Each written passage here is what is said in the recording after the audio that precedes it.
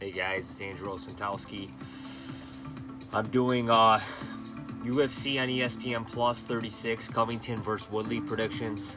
Fights are tonight, September 19th, 2020. The fights actually begin at 5 p.m. Eastern time, which is a little less than 2 hours from now. So I'm just gonna give quick picks for this card. I had no bets on this card, no model move to plays, but I will give my predictions for the card. First fight of the night, Tyson Nam versus Jerome Rivera. Tyson Nam, man, he's got knockout power. He can put you out with one shot. Fights me and contested at bantamweight. Normally Nam fights at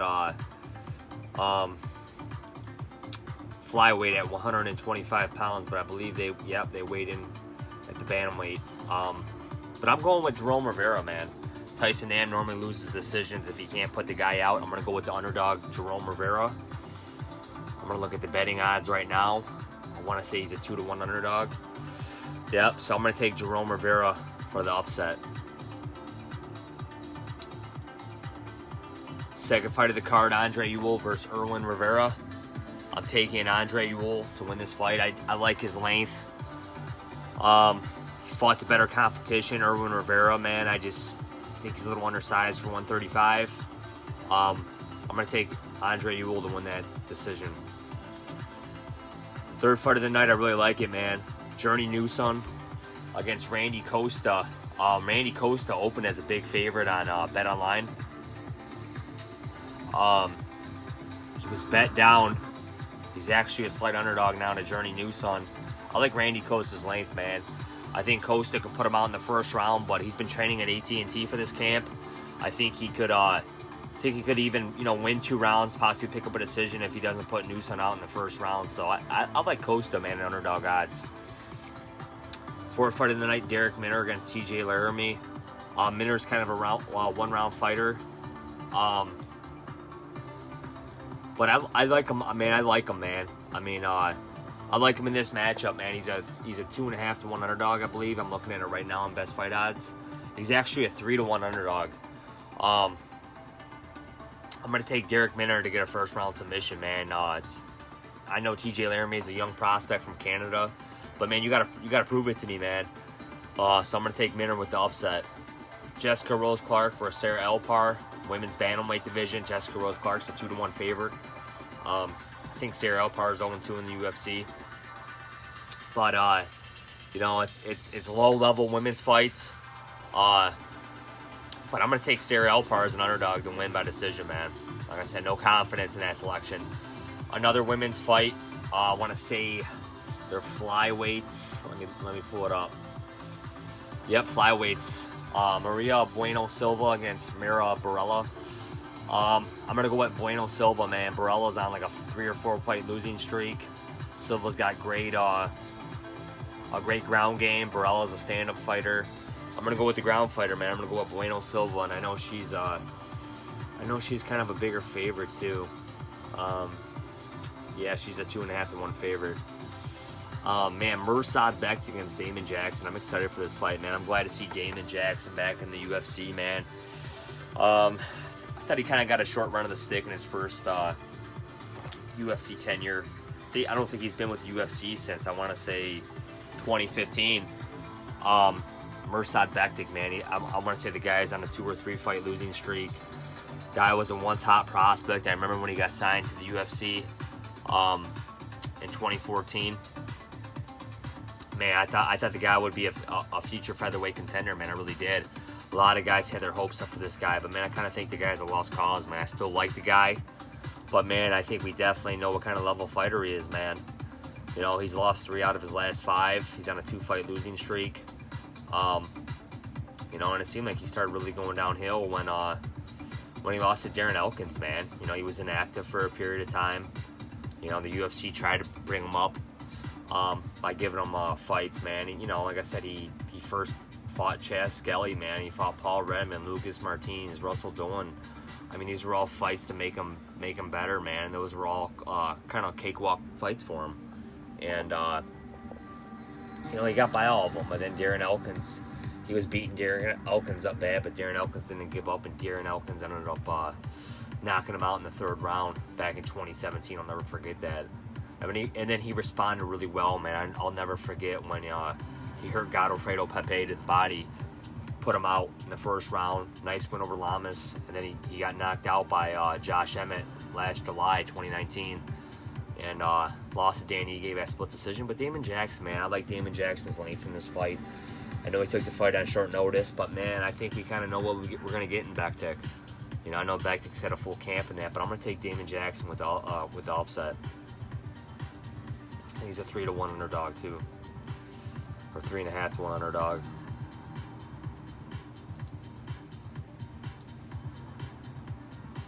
Eighth fight of the night. This is the main prelim fight. Jordan Espinoza against David Dvorak. I'd like to check David Dvorak, man. The guy has high volume, throws really well. Espinoza, man, I think he's chinny. I think he's especially chinny at flyweight. Yeah, he picked up a nice win over. Mark De La Rosa, but everybody's beat Mark De La Rosa, and that was at bantamweight, man. You know, he had to cut an extra 10 pounds for this fight against David Dvorak. I think David Dvorak picks up either a knockout, a submission, or possibly a decision, man. Dvorak has power. He's got a great submission game. Espinoza's been prone to decision. Or, hey, maybe Espinoza survives and he just outpoints him the decision. Dvorak does. So, I'm going to go with David Dvorak at pick'em odds.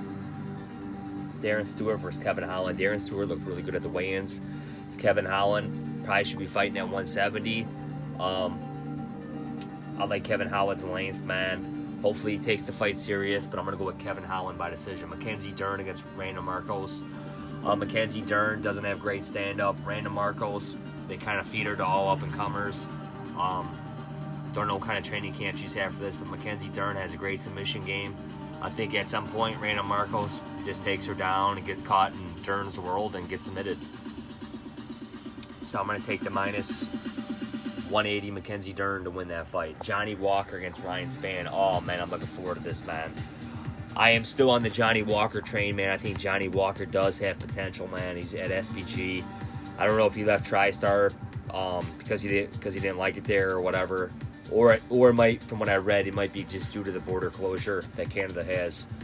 But, yeah, man, I'd like Johnny Walker at minus 134 odds, minus 130 odds to beat Ryan Spann. I think Johnny Walker does have more potential and more talent than Ryan Spann. And I could see Johnny Walker picking up a decision or a knockout in this fight.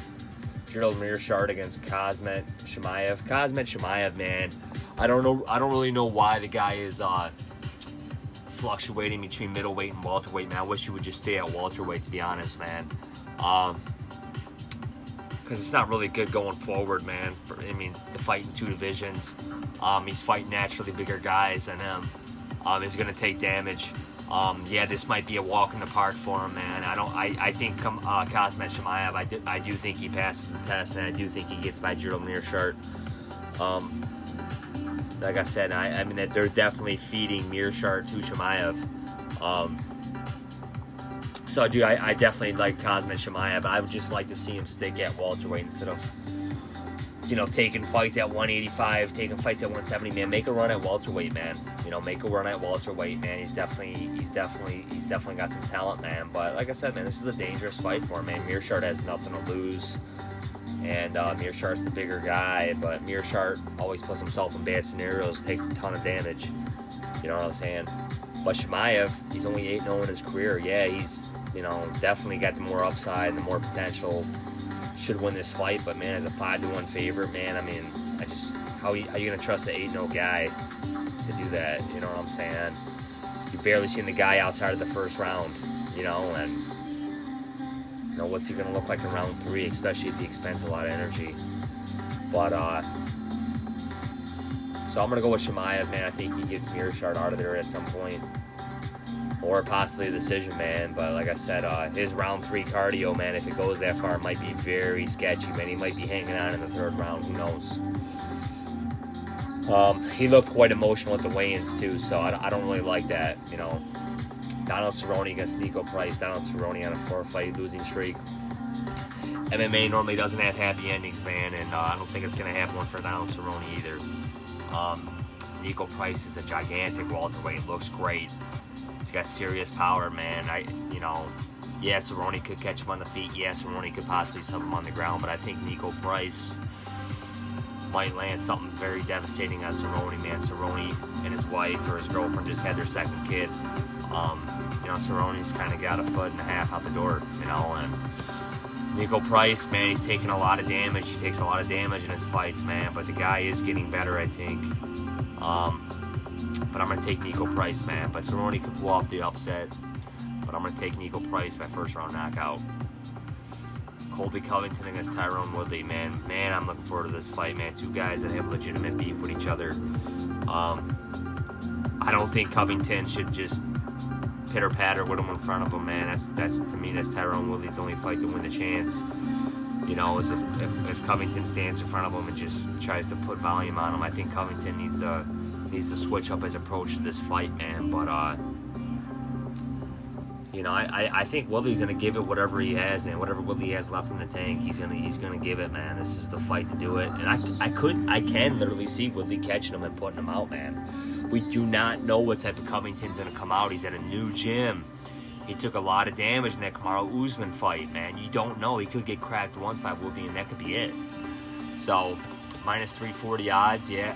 Covington should get this done. Covington is the better fighter, but man, I couldn't lay that, man. You don't know what's coming in. Covington was just at a Trump rally a few days ago. How's his training camp? And he might have an injury. He might not be all in this. You know what I'm saying? So, I'm going to take Covington by decision, man, but I don't want nothing on it. I don't got no bets for this fight, no amount of move to place. Those are my predictions, guys. Thanks for watching. I'll talk to you guys soon. Bye.